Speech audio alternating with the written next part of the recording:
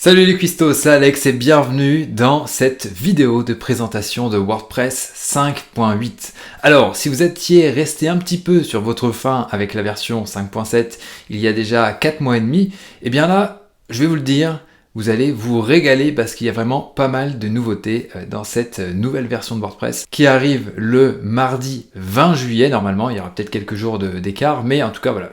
Quand vous verrez cette vidéo, a priori, WordPress 5.8 sera sorti. Alors, qu'est-ce qu'il y a sous le capot? Eh bien, je vous propose de voir ça tout de suite, juste après ça.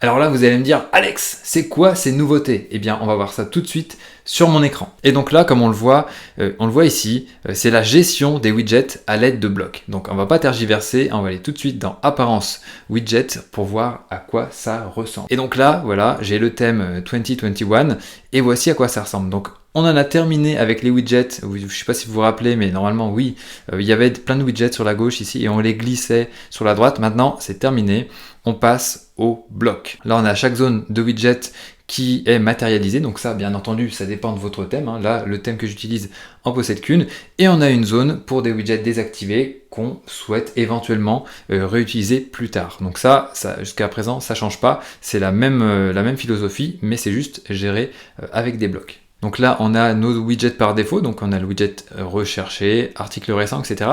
Mais on se rend compte qu'ils font partie des anciens widgets.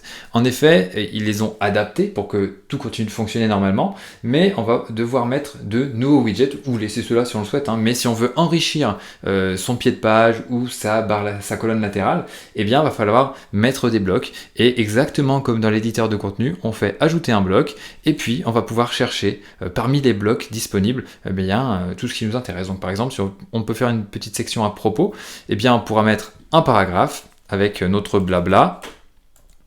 Mais par contre là, il va nous falloir ajouter un titre manuellement. On n'aura pas un titre automatique qui sera disponible au niveau des réglages ici. Donc ce qu'on a à faire, c'est mettre un titre ici, prédéfinir le niveau de titre, et là, mon titre. Donc là, je vais mettre à propos. Voilà. Donc là, après, bien entendu, on peut définir les niveaux de titres. Donc là, il faut faire attention parce qu'on peut aussi péter la hiérarchie des titres de notre site. Donc voilà, peut-être passer sur du H4 ou du H5 pour que ce soit un petit peu plus pertinent, enfin le moins mauvais, on va dire. Et donc, bien entendu, tous les réglages de l'éditeur de blocs sont disponibles au niveau des widgets. Donc là, on peut changer la couleur. Alors là, c'est un widget texte, donc il n'y a pas grand-chose, mais voilà, ici, on a la lettrine, si on le souhaite. Là, il y a juste une petite icône ici qui est nouvelle, donc qui nous permet de déplacer un bloc vers une autre zone de widget. Donc là, les zones de widget, je vous l'ai dit tout à l'heure, c'est celle-ci. Là, il y en a deux. Enfin, une plus les widgets désactivés. Donc si j'ai envie de mettre mon blabla dans les widgets désactivés, eh bien je peux cliquer ici et hop, ça me le balance juste là. Et si j'ai envie de le faire revenir, hop, je le remets dans le pied de page et puis après hop, je peux le déplacer tranquillement pour le remettre là où il était. Alors maintenant vous allez me dire, bah ok Alex, c'est bien, on a dans Apparence Widget la possibilité de gérer les widgets avec des blocs, mais on peut aussi le faire via l'outil de personnalisation. Eh bien pas de problème, on peut aussi gérer ça avec l'aperçu en direct. Donc là, je clique ici. Donc là, on voit ce que j'ai réalisé, on retrouve mon à propos ici et mon blabla, mais ça s'affiche pas comme je le voulais. Donc, petit problème à ce niveau-là, parce que ici, j'aimerais bien que ça soit superposé.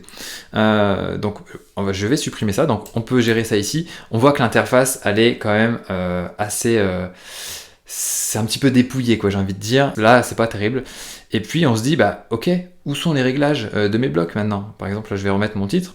Eh bien, si je veux aller voir les réglages de mon titre, ou de n'importe quel bloc, je clique ici, et là, afficher plus de réglages, et hop, ça va m'emmener vers les réglages de mon bloc. Les réglages ne sont donc pas perdus, mais c'est un petit peu plus compliqué d'y accéder. Donc là, autant le dire, c'était quand même un beau défi d'intégrer l'éditeur de blocs dans l'outil de personnalisation. Comme je l'ai dit, à mon sens, il reste des choses à faire, mais voilà, c'est un bon premier pas malgré tout. Donc là, admettons que je veuille mettre une citation, hop, je peux mettre une citation, voilà, mais c'est assez léger en termes d'intégration à mon sens. Si vous avez des idées d'amélioration pour cette interface, n'hésitez pas à les faire en commentaire, je pense que ça peut être intéressant de creuser là-dessus, mais voilà, c'est un bon premier pas à mon sens.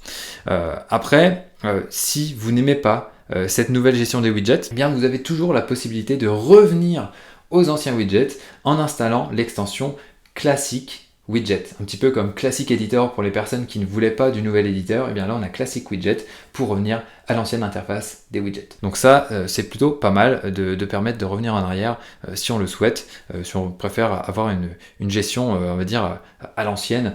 Ça peut aussi, pour certains clients, être mieux de continuer de les gérer comme ça, plutôt que d'avoir une nouvelle interface. Donc bon, vous voyez ce que je veux dire. Donc voilà, on va passer aux nouveautés de l'éditeur de contenu, mais avant ça, je tenais à faire une petite parenthèse. Si vous souhaitez soutenir WP Marmite dans tout ce qu'on produit, que ce soit des articles ou des vidéos comme celle-ci, eh bien vous pouvez héberger votre site chez notre partenaire Odeswitch. Il y a un petit lien d'affiliation juste en dessous, ça nous permettra de toucher une commission et de continuer de financer, de faire des vidéos, des articles, etc. Et donc voilà, vous pouvez nous soutenir comme ça si vous le souhaitez. Je referme la parenthèse et on passe tout de suite aux nouveautés de l'éditeur de contenu. Donc là, je vais aller dans un article. Et là aussi, il y a pas mal de choses à voir parce que il y a des grosses nouveautés pour cette version 5.8. Donc là, il y a la hiérarchie des blocs qui est beaucoup plus visible. Donc là, si je mets par exemple des colonnes, tac. Donc là, je vais mettre voilà 50-50, je vais mettre, je sais pas, un paragraphe ici, blablabla, et ici, je vais mettre une citation, tac tac. Auparavant, on ne savait pas forcément, enfin c'était assez difficile de voir la hiérarchie, c'est-à-dire que il fallait passer la souris au-dessus du bloc qui était dans une colonne ou dans un groupe, pour récupérer ensuite l'élément parent, c'est-à-dire la colonne, ou le groupe de colonnes. Donc là, je clique ici, hop, je chope la colonne, donc je suis là, et là, si je reclique ici, je chope les colonnes, l'intégralité des colonnes. Donc avant, c'était pas aussi visible que ça, il fallait donc passer la souris, ça apparaissait au-dessus, là maintenant, ça apparaît juste avant, c'est beaucoup plus visuel, plus simple à mon sens. Donc ça, bon point pour cette nouvelle version. Une autre nouveauté aussi pour l'éditeur, c'est au niveau de la vue liste, de la vue en liste plus précisément. On l'a ici, vous voyez, et donc là, ça détaille bien ce que j'ai au niveau des colonnes, et surtout quand je passe ma souris au-dessus d'un élément, ça le met en surveillance, en tout cas ça l'entoure au niveau de l'éditeur, vous voyez. Avant, ça, c'était quelque chose qui était un petit peu volant, qui venait juste à ce niveau-là. Là, ils l'ont bien accroché au bord de l'écran. Voilà, c'est plus visuel comme ça. Ça ressemble un petit peu au navigateur qu'on a dans Elementor. Et voilà, encore un bon point. Donc comme ça, dès qu'on clique là, boum, on peut faire nos modifs. Et voilà, si on est perdu, c'est un bon complément au petit ajout qu'on vient de voir juste avant au niveau de la petite icône qui est mise ici. Il y a aussi une mise à jour qui a été faite au mode sélection. Alors ça, je sais pas si vous en servez, moi je m'en sers vraiment très peu. Ici, on a un mode donc pour sélectionner un élément sans l'éditer et ça permet de voir un petit peu à quoi on a affaire. Donc là, ils ont mis ça en noir comme ça et il y a la possibilité aussi de faire des glisser-déposer directement à partir du mode sélection. C'était pas possible avant. Bon, voilà, à mon avis, il y a très peu de chances pour que vous l'utilisiez, mais ça, voilà, je tenais à vous le dire quand même. Ensuite, au niveau de la personnalisation, il y a pas mal de réglages de couleurs et d'arrière-plan qui ont été ajoutés à pas mal de blocs.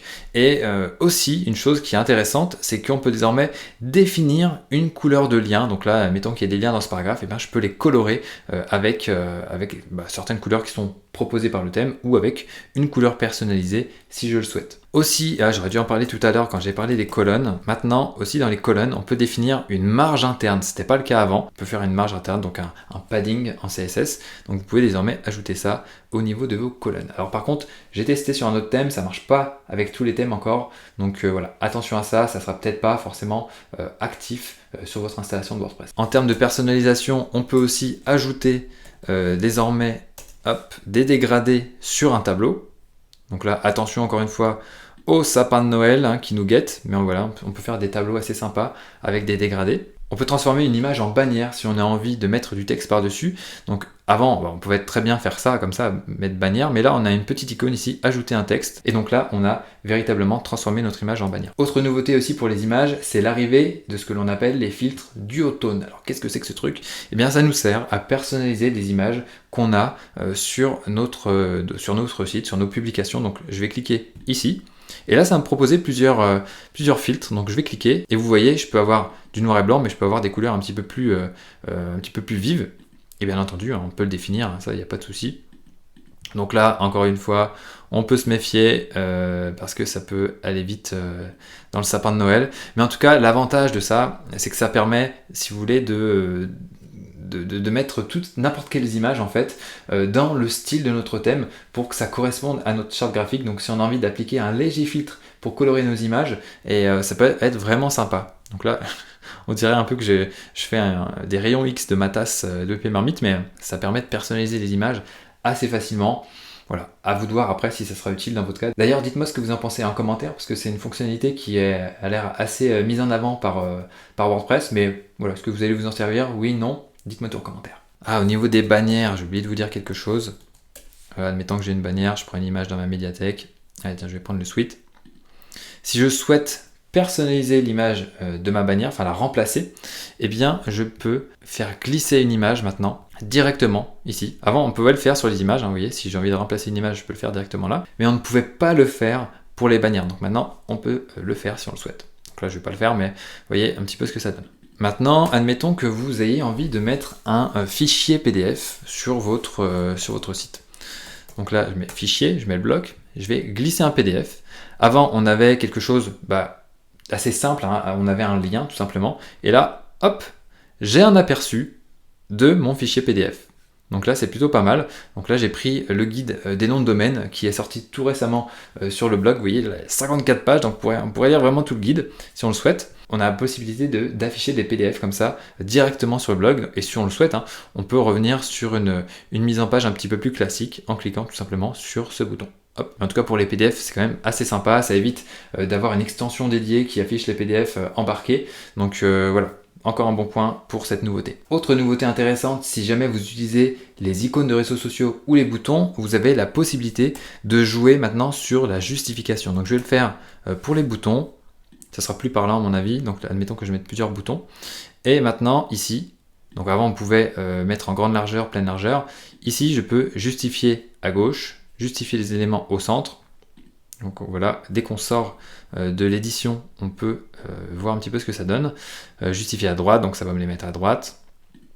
Tac. Ou je peux carrément espacer les éléments. Donc là, je vais rajouter plusieurs boutons pour que vous puissiez voir. Donc là, on ne se rend pas bien compte.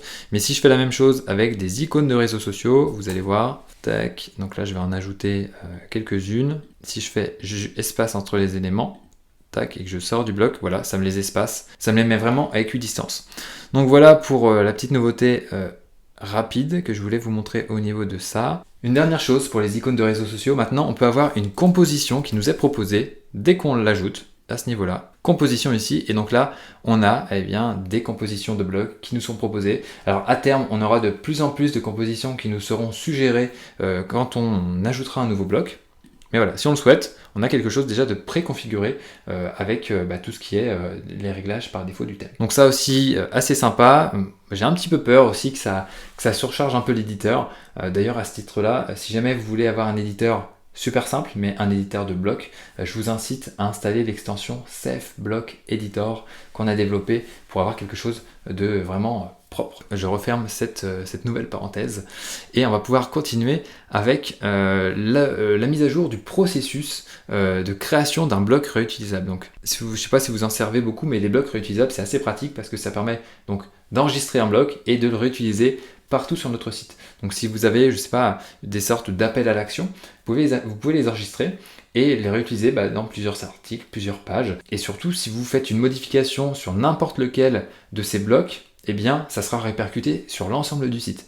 Donc ça, c'est vraiment intéressant. Il y a plein d'usages possibles. Et donc, avant, pour créer un bloc réutilisable, il y avait tout un process qui était assez simple quand même. Mais alors, attendez, je vais juste personnaliser l'arrière-plan pour qu'on puisse le différencier. Voilà. Et donc, on fait ça.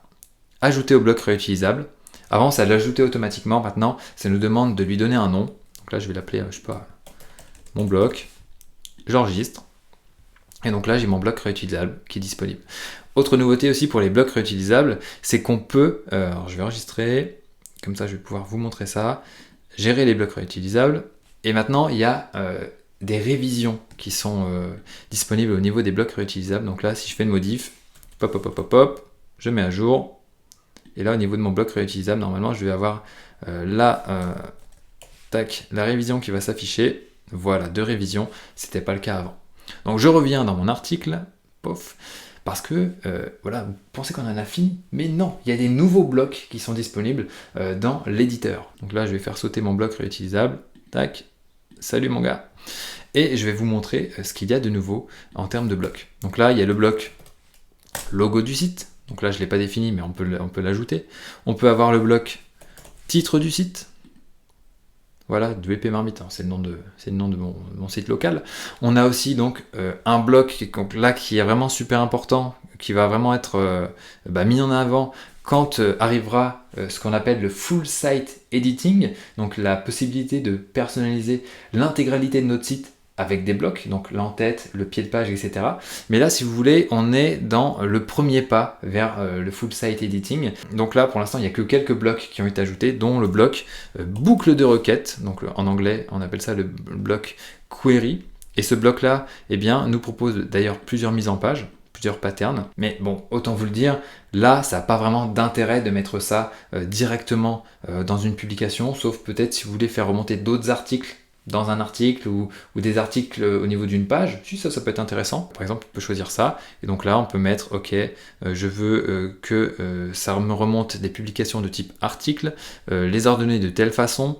Et si vous voulez, c'est un petit peu comme le bloc derniers articles, mais là, on peut vraiment personnaliser le contenu qui remonte, etc. Donc là, voilà, pas mal de choses de disponibles.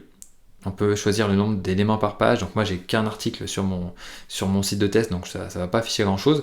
Mais il y a pas mal de réglages qui sont disponibles pour personnaliser ce nouveau bloc. Qu'est-ce qu'il y a comme nouveau bloc encore? Il y a aussi liste des pages, liste des publications, et je crois que j'ai fait le tour des nouveaux blocs. Comme je vous le disais, voilà, ça, c'est pas vraiment utile pour le moment, mais ça va pouvoir prendre son importance normalement d'ici WordPress 5.9 avec l'arrivée de ce que l'on appelle donc le full site editing. Et d'ailleurs, on en a parlé dans la première édition de ALV à la vôtre, où on voit ensemble un petit peu des actus de WordPress en mode détente. Et maintenant, parlons d'une autre nouveauté qui est aussi assez importante, mais peut-être pas forcément super intéressante, c'est l'arrivée de l'éditeur de modèles. Donc là, ça ne va pas nous permettre de modifier l'intégralité du site, mais juste une page ou un article pour des thèmes qui sont compatibles.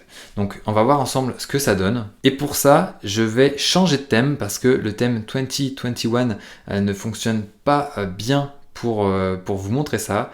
Donc je vais passer avec le thème Excel qui a été créé par Anders Noren et qui est vraiment cool, qui a fait vraiment une bonne intégration de l'éditeur de bloc. Donc là, je retourne dans mon article. Et ici, on a un nouveau réglage qui s'appelle modèle. Donc là, je vais cliquer dessus. Enfin, je vais cliquer surtout sur nouveau. Et donc là, ça va être mon modèle article personnalisé, on va dire. Parce que l'objectif, ça va être de personnaliser l'apparence de mon article. La structure vraiment de comment sera affiché mon article. Donc là, on passe dans l'éditeur de modèle. Et donc là, j'ai accès à mon en-tête. Donc là, j'ai des colonnes. Mais je vais dire, ok, je vais les faire sauter ces colonnes. Hop, je les retire. Hop, j'étais pas bien remonté. Tac, voilà. Là, je les fais sauter. Boum. Ici, il y a un séparateur. Donc, si j'arrive pas bien à l'attraper, je peux passer en vue liste. Il y a même un espacement. Donc là, je vais le faire disparaître aussi. Hop. Mes colonnes, j'en veux plus. C'est plus facile au niveau de la vue en liste là. Clac. Donc là, j'ai mon article direct. Je vais rajouter un bloc espacement. Tac, je vais le faire monter ici, au-dessus du titre de ma publication. Donc là, c'est un widget titre de la publication, c'est pas un widget titre. Donc là, hop, c'est bon. Et mon pied de page, j'ai rien du tout, mais je pourrais me dire, finalement, j'ai envie de mettre un pied de page là-dessus. Donc c'est parti, je clique sur colonne. Tac, je vais me mettre colonne en 50-50. Je vais les mettre en pleine largeur.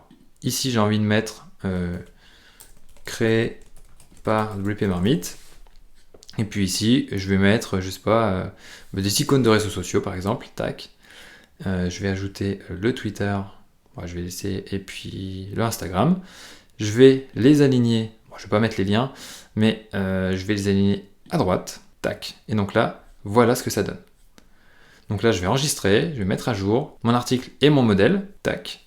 Et donc là, je vais le visualiser. Et je vois que je n'ai plus de titre, j'ai plus l'interface du thème par défaut, mais j'ai le modèle que j'ai défini directement dans l'interface de WordPress sans toucher à une ligne de code. Donc là, on est d'accord, c'est moche, je pourrais optimiser parce que l'espaceur là, il est un peu grand à 100 pixels, je pourrais mettre, je sais pas, 50. Tac. J'enregistre, j'actualise, boum. Et ici, je pourrais rajouter de l'espace en dessous. Mes icônes de réseaux sociaux, où est-ce qu'elles sont passées? Bah oui, j'ai pas mis de lien, c'est pour ça. Mais voilà, je vais juste mettre un lien fictif sur Twitter, ça devrait fonctionner. Voilà, je les ai ici. Donc voilà, un petit peu les prémices du full site editing qu'on va avoir avec WordPress d'ici la version 5.9 normalement. Donc c'est assez jeune, j'ai envie de dire, ça n'a pas vraiment d'usage concret, peut-être à part si vous voulez créer des landing pages directement dans WordPress, donc ça ne concernerait pas vraiment les articles, mais plus les pages, et que voilà, vous voulez simplifier l'interface, dans ce cas-là, pourquoi pas, mais à mon sens, ça reste quand même un petit peu jeune. Voilà, vous me direz ce que vous en pensez aussi en commentaire, ça peut, à mon avis, complexifier l'interface, faire un petit peu peur, ou en tout cas faire en sorte que ça crée en tout cas beaucoup d'interrogations. D'ailleurs, si vous en avez, est-ce que c'est vraiment utile? J'aurais envie de vous dire, pas vraiment pour le moment. Est-ce que ça fonctionne avec tous les thèmes? Non, il faut un thème qui soit vraiment optimisé pour ça. Donc si votre thème ne l'est pas, ça ne s'affichera pas, et c'est tant mieux. Et est-ce que ça marche bien? Vous avez pu voir ce que j'ai fait, ça marche, mais voilà, c'est pas extraordinaire non plus. Donc si vous voulez modifier l'en-tête de toutes les pages de votre site, le pied de page, la barre latérale, etc., pour l'instant, ce n'est pas possible avec WordPress 5.8. Ça le sera normalement avec WordPress 5.9. Mais voilà, ça va venir tranquillement. Les contributeurs de WordPress vont encore pas mal bosser là-dessus. J'aurai à mon avis plein de choses à vous dire pour la vidéo de présentation de WordPress 5.9. Grâce à la magie du montage, je suis revenu en un clin d'œil avec mon thème par défaut et je vais pouvoir le modifier. Qu'est-ce que je peux vous dire d'autre maintenant?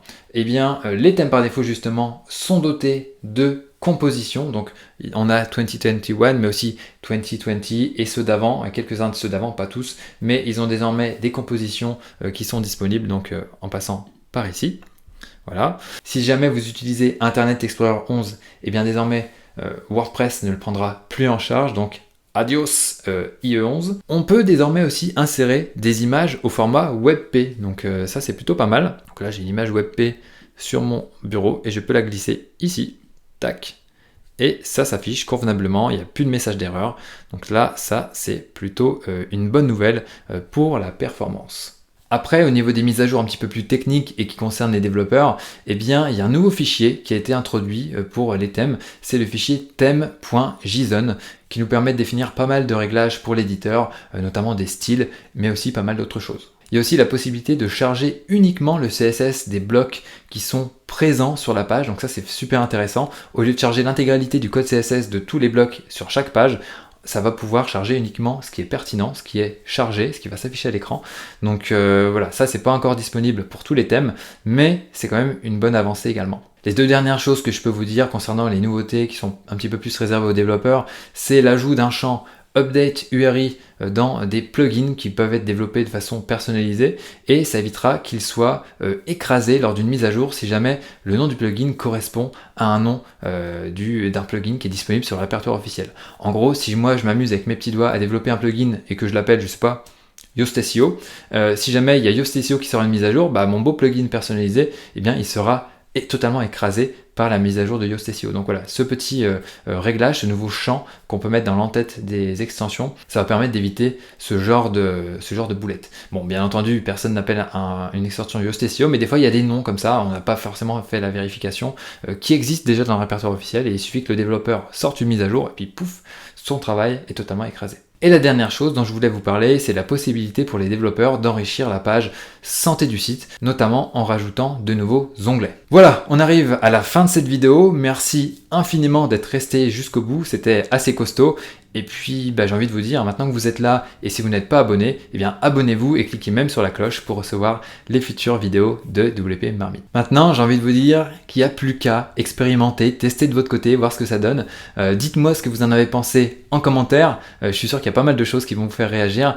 Et aussi, si vous avez besoin de vous former à WordPress sérieusement, eh bien je vous encourage à aller jeter un œil à la formation WordPress de wpchef.fr. Là, vous aurez vraiment tout ce qu'il faut pour être opérationnel avec WordPress, et notamment cette formation est éligible au budget de financement. Donc si vous avez du CPF, des droits Pôle emploi ou autre, c'est possible que ce soit pris en charge. Donc voilà, rendez-vous sur wpchef.fr si jamais vous voulez vous former sérieusement. Sur ce, je vous dis à très bientôt pour une nouvelle vidéo, et à très bientôt les cuistots. Ciao.